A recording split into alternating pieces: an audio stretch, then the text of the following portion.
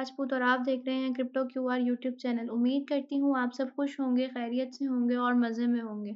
जैसे कि आप लोग जानते हैं कि हमारी लर्निंग सेशंस में न्यू प्लेलिस्ट चल रही है जिसका नाम है पैट्रन प्लेलिस्ट। जी हाँ, पैट्रन प्लेलिस्ट क्या है, पैट्रन्स क्या हैं, ये आपको मैं प्रीवियस वीडियो में बता चुकी हूँ। अगर आपने हमारी प्रीवियस वीडियो नहीं देखी तो उसे ज़रूर देखें, अपने फैमिली फ्रेंड्स के साथ शेयर करें ताकि उनके लिए कुछ ना कुछ फ़ायदा उन्हें मिल सके। सो आज के हमारे जो पैटर्न्स हमारे चल रहे थे, पैटर्न्स वो शेप्स, वो सीक्वेंस है मार्केट का जिससे हम प्रेडिक्ट करें कि मार्केट बुलिश होगी, बेरिश होगी, रिवर्सल आएगा या साइडवेज होगी। जैसे कि आप लोग जानते हैं कि हमारे पास हमने जो स्टार्ट किया था पैटर्न्स में वो हमने किया था बुलिश पैटर्न्स के साथ।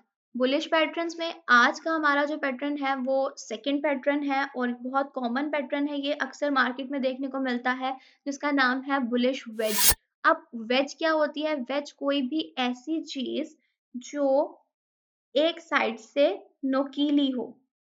इस तरह की जो है वेज की अपीयरेंस होती है, ठीक है?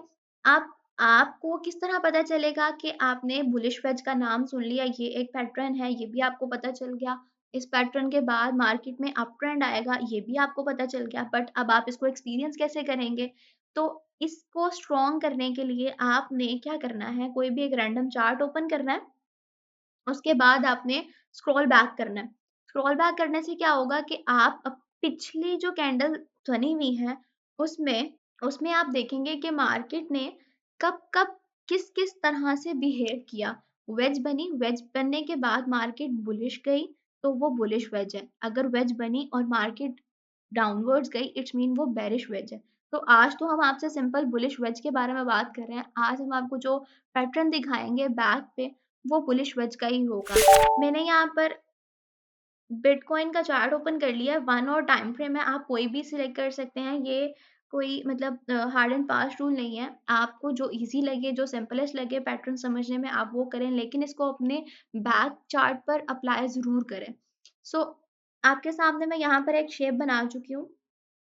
जो कि कुछ त्रिकोण की तरह की है, एक साइड से नुकीली है, ठीक? जब भी कभी मार्केट में इस तरह हो कि पहले मार्केट अचानक डाउनवर्ड मूव करे और उसके बाद साइडवेज़ में जाए, लेकिन वो साइडवेज़ कुछ इस तरह का सपोर्ट और रेजिस्टेंस हो कि मार्केट में आपको वेज नज़र आए।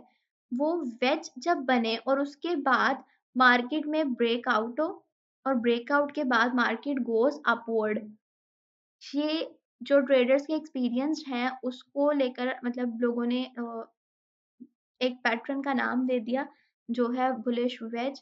और इसमें हमें ये कन्फर्मेशन मिलती है कि मार्केट जो है, कितना कितना प्रॉफ़िट देगी, कितना अपवर्ड मूव करेगी।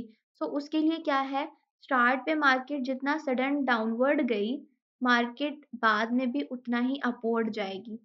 सो अगर हम इस यहाँ पर कन्फर्मेशन के बाद मार्केट में एंट्री लेते लॉन्ग की, तो हम अपना कितना प्रॉफ़िट अर्न कर सकते थे। यहाँ पर अगर हम लॉन्ग की पोज़ीशन ओपन करें एट दिस प्लेस और यहाँ तक हमारी मार्केट मूव की, अगर हम अपना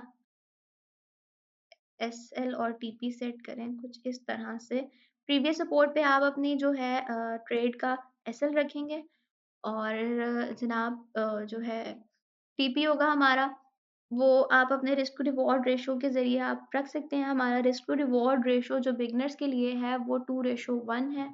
1 आप मतलब 1% अपना लॉस रखें और 2% अपना प्रॉफ़िट रखें। सो अगर आप यहाँ पर अपना जो है रिस्क टू रिवॉर्ड रेशियो देखें तो 2.84 है। ठीक है? इट्स मीन अगर ये ट्रेड आप लेते तो आप अच्छा खासा प्रॉफ़िट अर्न कर सकते थे। सो आपके लिए पैटर्न्स इम्पोर्टेंट इसलिए है, इस तरह से हैं कि आप इस तरह के पैटर्न्स को जब भी मार्केट में देखें, आपको माइंड में क्लिक होना चाहिए कि अगर ये पैटर्न बन रहा है, तो ये बेरिश होगा, बुलिश होगा या रिवर्सल होगा, ठीक है? अब यहाँ पर ये एक रिवर्सल पैटर्न भी था, मार्केट डाउनवर्ड से अपवर्ड मूव की, लेकिन वेज जो थी वो हमारे पास बुलिश वेज थी। मार्केट में ब्रेकआउट के बाद हमें अ, अच्छा जो था लॉन्ग की पोज़ीशन में प्रॉफ़िट मिला। होप कि आपको आज का पैटर्न समझ आया होगा। आज के पैटर्न के लिए बेसिक क्या क्लू था जो आपने अप्लाई करना था अपनी ट्रेडिंग स्ट्रेटजी में, आपको समझ आया होगा। पैटर्न्स और कैंडलस्टिक पैटर्न्स हमारे लिए इम्पोर्टेंट इसलिए होते हैं क्योंकि जो भी हमारे न्यू बिगिनर्स होते हैं ना, ट्रेडर्स होते हैं, उनका ये होता है कि इंडिकेटर जल्दी समझ नहीं आते। पैटर्न्स जो है वो समझने में थोड़ा आसान होते हैं, आसानी से समझ आ जाते हैं। उसका अप्लाई करना भी बहुत आसान होता है।